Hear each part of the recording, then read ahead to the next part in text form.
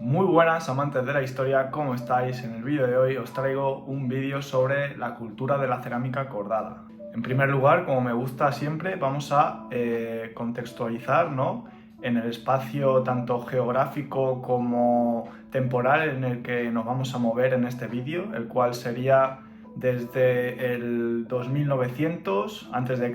hasta el 2350, bueno, 2450, 2350, ya sabéis que nunca es exacto, ¿vale? Todas estas fechas, siempre es aproximado, pero nos moveríamos en ese espacio geográfico aproximadamente, ¿vale? Básicamente finales del Neolítico, Calcolítico principalmente, y ya una transición, por así decirlo, entre el Calcolítico y el inicio de la Edad del Bronce, ¿vale? En su fase más inicial.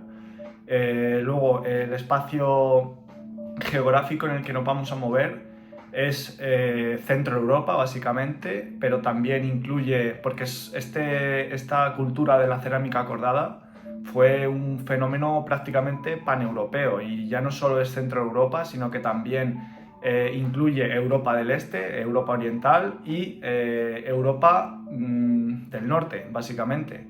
En concreto, partes de Europa del Norte, ¿vale? Y básicamente los países que incluiría, ¿no?, esta cultura de la cerámica cordada, refiriéndonos obviamente a los territorios actuales, ¿no? Comprendería territorios de Alemania, Polonia, Países Bajos, Dinamarca, los países bálticos, incluso también, bueno, República Checa, obviamente, incluso también Dinamarca, por supuesto, y el norte, ¿no?, de Europa, más al norte, ¿no?, lo que sería el sur de Noruega, Suecia y Finlandia, pues se incluye también, ¿no?, en este territorio que abarcó la cultura de la cerámica cordada, que, como podéis ver, fue un fenómeno casi paneuropeo y que se extendió por una gran parte de Europa, ¿no? Desde el río Elba hasta el río Volga, ¿vale? Aproximadamente.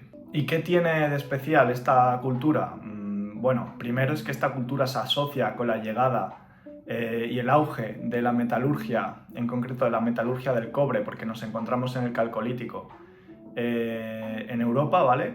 Se comienza ya el trabajo con los metales, la fundición. Este trabajo ya inicial y primitivo con la metalurgia está muy relacionado y vinculado con esta cultura de la cerámica cordada en estos territorios que abarcó. La cultura de la cerámica cordada me gusta compararla un poco, ¿no?, con una cultura, un fenómeno, otro fenómeno arqueológico también, paneuropeo prácticamente, que fue contemporáneo.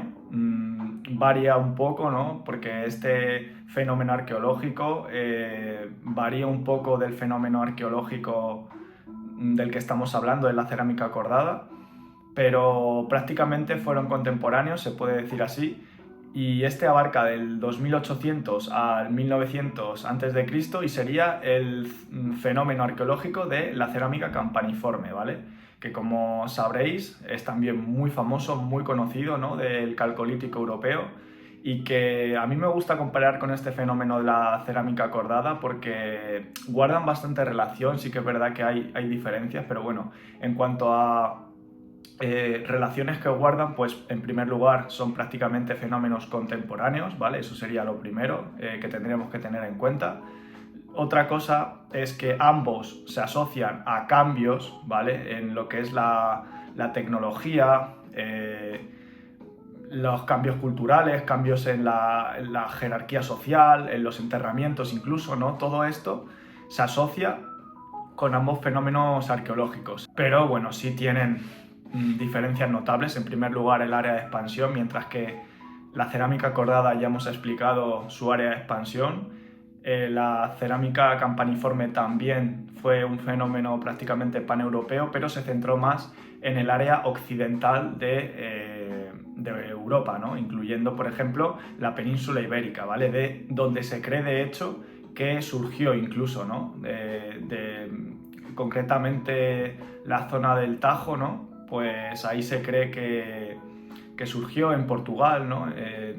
Ya sabéis que el río Tajo pasa por Portugal también, de hecho su desembocadura es allí, en Lisboa, y es por su curso ya tirando hacia el Atlántico, ¿no? Su curso final del Tajo, por esa zona, ¿no? De Portugal, es donde se cree que surgió este fenómeno de la cerámica campaniforme. Aún así también es muy debatido. Hay otros que piensan que este fenómeno surgió en Centro Europa, ya que se expandió hasta el río Rin, la cerámica campaniforme, ese fenómeno. De hecho, casi son fronterizos ambos fenómenos, tanto el de la cerámica cordada como campaniforme.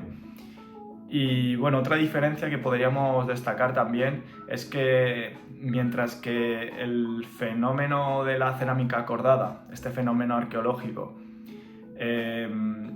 presenta una decoración relativamente más austera que la cerámica campaniforme, que presenta varios estilos, algunos muy elaborados en cuanto a decoración, ¿no? Esta cerámica cordada, como su propio nombre indica, viene de una decoración con motivos de cuerdas. En cambio, el campaniforme tenía más variedad, que si el marítimo, puntillado geométrico, estilos regionales diversos, ¿vale? Y otra diferencia también que merece la pena mencionar sería en cuanto a quiénes utilizaban, ¿no? A quiénes se asociaban, a qué parte de la sociedad se asociaba ambos fenómenos arqueológicos. En primer lugar, la cerámica la cerámica cordada se asociaba a pastores guerreros, ¿no? En cambio, la cerámica campaniforme se asociaba más a la élite que ya se estaba forjando en Europa occidental, ¿vale? En las distintas culturas que iban surgiendo en Europa occidental, ¿vale? Iba forjándose una mayor jerarquización social, iban surgiendo ya clases dominantes, las cuales de hecho tenían el dominio, ¿no? De esta cerámica campaniforme tan elaborada, y estas clases sociales altas pues son las que controlaban esta cerámica campaniforme y era un elemento de prestigio. Y de hecho tanto la cerámica campaniforme como la cerámica cordada, aunque no se cree que como tal causaron este cambio social, sí que surgen como consecuencia de cambios sociales que se estaban produciendo en el Calcolítico por toda Europa. Entonces, bueno, ahí está, ¿no? Es interesante la cuestión. Además, la cerámica campaniforme se utiliza para rituales, ¿no? Rituales, como he dicho, asociados con la élite, ¿no?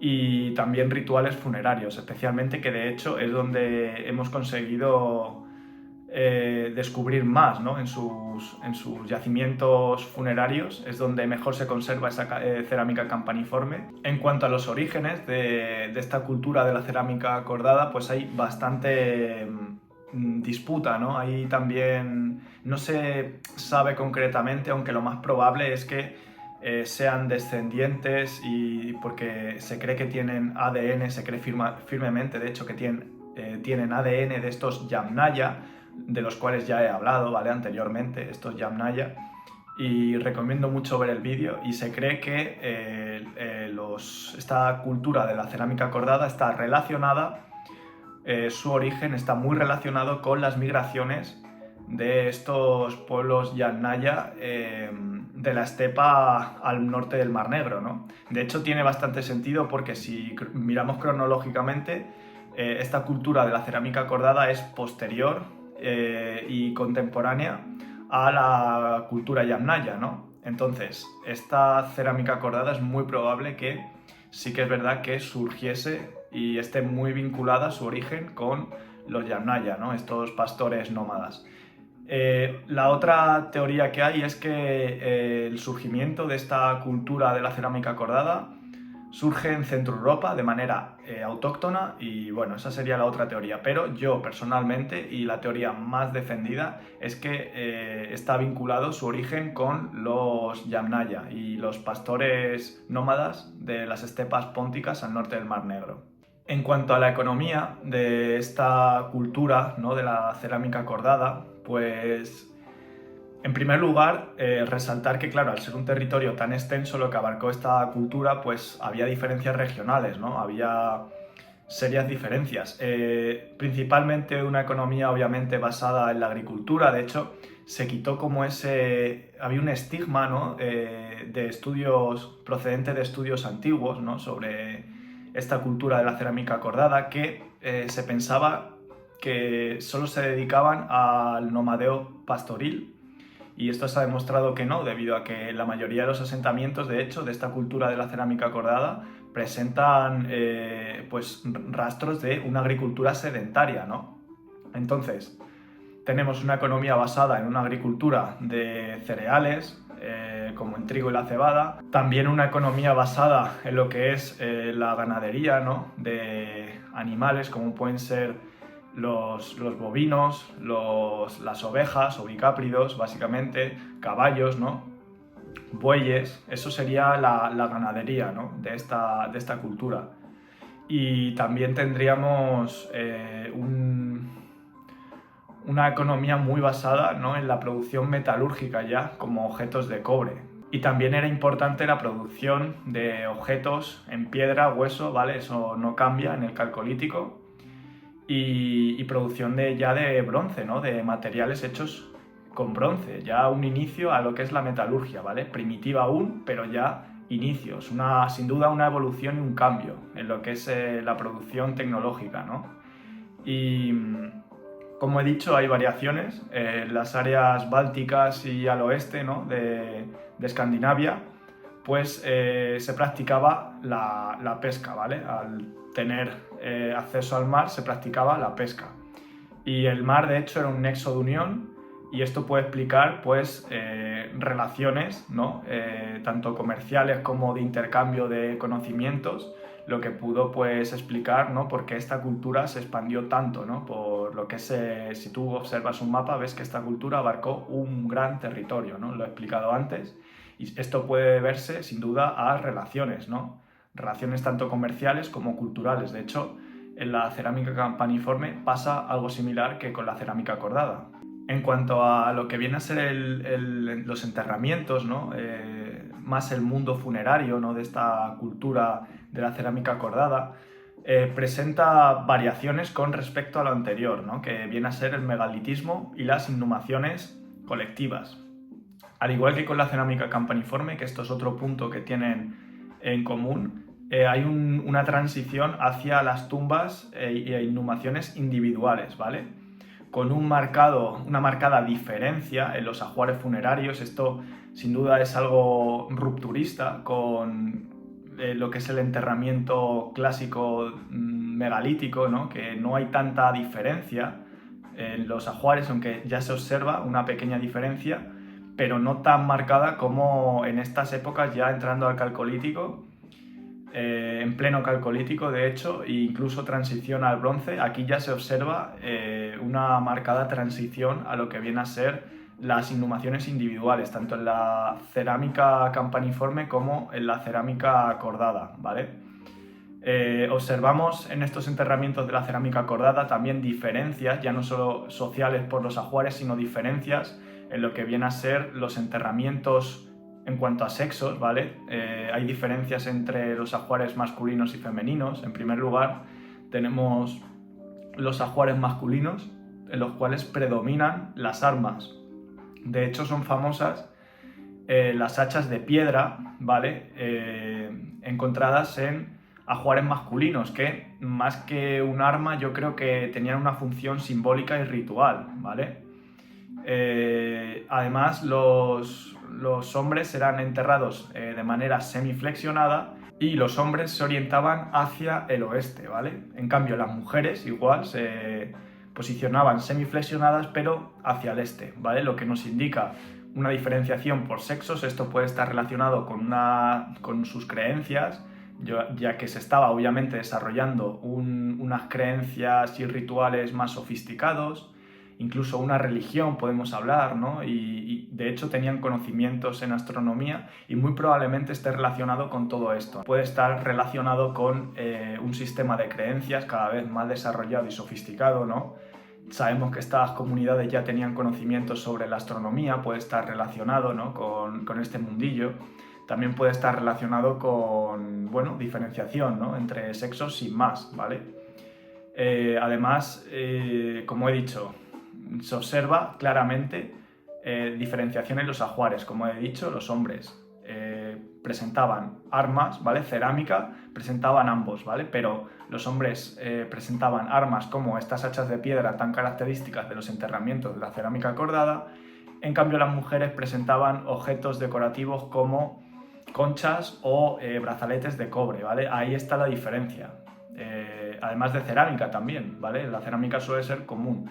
Y sobre todo, diferenciación en los ajuares, ¿vale? Vemos ajuares más ricos y tumbas más ricas que otras, ¿vale? Esto nos indica una mayor jerarquización social y la consolidación de las clases de élite y productoras, ¿vale? De hecho, esto en el bronce, en la próxima cultura que vamos a ver, se desarrolla de una manera mucho más explícita y se nota aún más que en estos momentos, ¿vale? Que ya se comienza a observar, ¿no?, esta mayor jerarquización social. Probablemente estos enterramientos más ricos, ¿no?, en inhumaciones individuales, con tumbas más elaboradas, con un ajuar más extenso, ¿no?, más generoso, podríamos decir que se trata de una figura, ya sea el líder de un clan, un líder tribal, ¿no?